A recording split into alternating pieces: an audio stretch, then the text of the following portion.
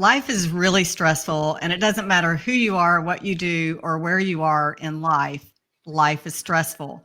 Add to that the disappointments and frustrations in a relationship, a marriage, wondering whether you're going to stay or go, get a divorce, try to work it out. That adds untold stress on a person. So today we're going to talk about that, and we're going to talk about the things that contribute to it, as well as give you some tips on how you can deal with it. Because at the end of the day, we all want the stress to go away, and we want some good ways to deal with it to feel better. So, Allison, you had mentioned something that I think was really interesting. I had not heard it before, but this PTSD. So tell us about that. And PTSD in our daily lives has become just common. But the reality is that when our marriages are under stress, aren't working, when our relationships are falling apart, and especially if you go through divorce, people end up with a particular kind of PTSD, especially as women, because so much of who we are as a woman is wrapped up into being a good wife, a good mother, a good partner, taking care of and nurturing our family. And when our marriage isn't working or it fails completely, that in itself creates a personal PTSD related to the trauma of failing at the one thing in your heart that you wanted to accomplish as a woman in your life. But then, as you go through the process of uncoupling your marriage, uncoupling your finances, tearing apart all of the little things that came into play in your relationship that went well, didn't go well, all the accusations, all the innuendo that's been thrown your way. And now you're faced in front of an attorney, and now you have to deal with the legal system.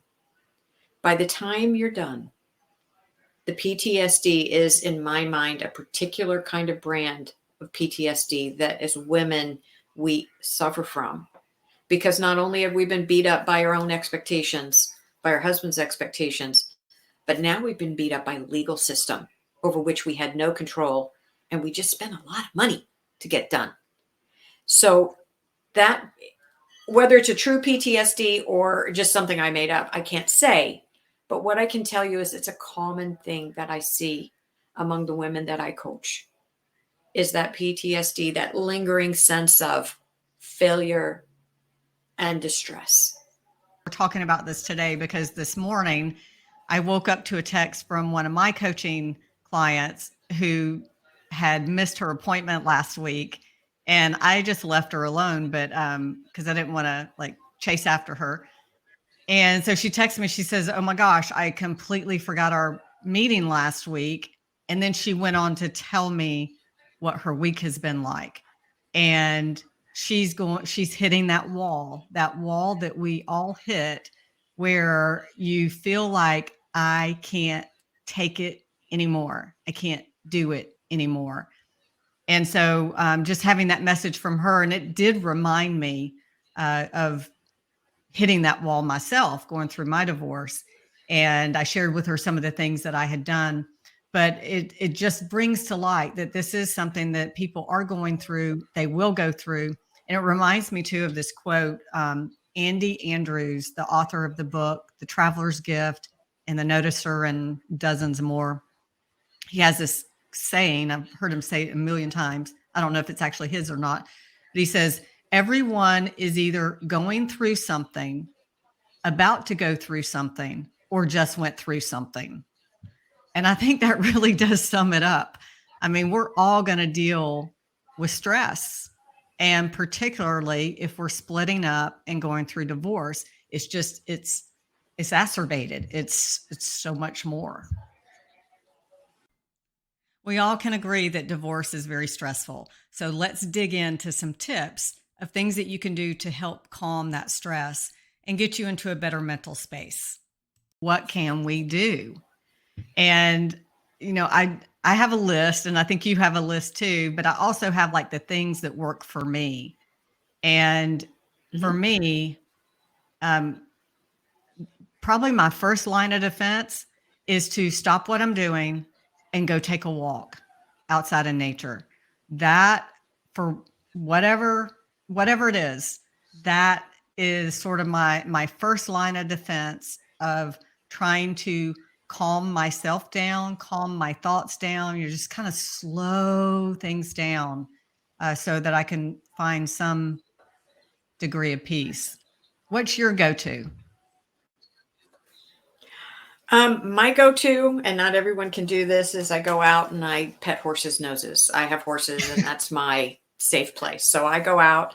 I don't have to ride. Sometimes, a lot of times, I just clean stalls. I'll just get out there with a pitchfork and clean the shit out because I need to get it out. But just the big thing is, whatever it is that works for you, it's the stop what you're doing, disconnect from what you're doing. Do something physical, get your body moving, get your endorphins going, and get out of your head. And one of the things that I do with my clients is, and for many of them, we have to start very, very small. And I'll say, tell me 3 things that you did for yourself this week. And how many women cannot even tell me 3 little things they did for themselves this week? Stop when you start hitting that stress and say, what have I done for myself? You know, that old, what have you done for me lately? What have you done for yourself lately? Mm-hmm. Ask yourself that question. Step back and look at it. And if there is no answer to that question, the answer is go do something for yourself. Whether it's, you know, when I was quitting smoking, one of the things I did was I treated myself to a massage every Friday. If I hadn't had a cigarette, I got to go to that massage. Well, I looked forward to that massage. That's a good incentive. And it helped. Oh, yeah. And it got me to quit. It helped me quit. And there are physiological reasons why it helped. I didn't realize till later on. But the point is, you have to treat yourself like you matter before you will ever believe that you matter. And so whether it's book a massage, whether it's go fill the bathtub up with bubble bath and light some candles and, you know, grab a glass of something bubbly and soak in the water for an hour, or even 15 minutes if that's all you've got. What can you do to treat yourself? What are those things that can help lift you up? Healthy food, healthy eating, exercise, a good conversation with a close friend. Go how about a conversation? How about a conversation that has nothing to do with your divorce and your marriage and your kids and your stress?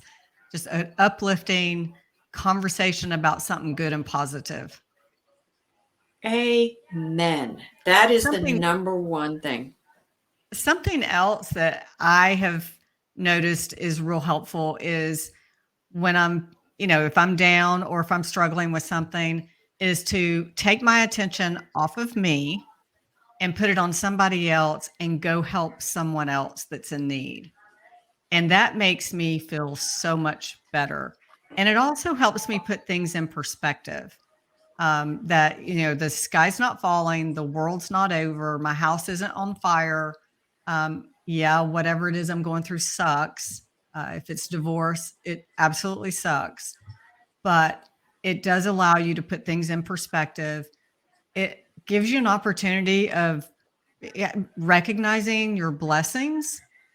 And then it just makes you feel good to do something for somebody else. To recap, a couple of great tips to shift gears and get you into a better mental space is to go out in nature, take a walk, go for a run if you're a jogger, go to the gym and work out. Those are all great things to get your mood elevated. Also, try laughing, watch some comedy on TV, read a book, call a friend that is, you know, a cheerful, bubbly, uplifting friend, but do something to shift gears. And hang in there for just a few more minutes because Allison's going to drop a cool nugget for us. There's one thing that we haven't mentioned here, and it's my favorite chapter in my book. And I really think that this is a time when everything else is falling apart around us where we need to be able to rely on our faith. Whatever our faith is, whatever it is we believe in, that is not the time to believe that God has abandoned you. It's the time to reinforce and to fall back on whatever that faith is that you hold dear. because we let it go at self-punishment in a way, because we're not worthy of being loved in that way. And the reality is that is when you need that love the most, is through your faith. And whether it's your faith in other people, or your faith in God, or your faith in your community, or your church or synagogue or whatever, lean on that faith, because that faith will take you where you need to be. Because as our life crumbles, our faith in everything crumbles, and our faith in ourselves crumbles. But when we start picking ourselves back up and rebuilding our faith in ourselves, in our community, in our family, and in our lives, things do get better. So don't ignore that part of your life at this time. Right now, you need it, and it's there for you to lean on. Exactly. That's one of the things I used to do. I would go out to the lake. The lake was not too far from my office. And I would go out there and start walking around. I found this big set of rocks that I love to sit on. And I would sit there and I would pray.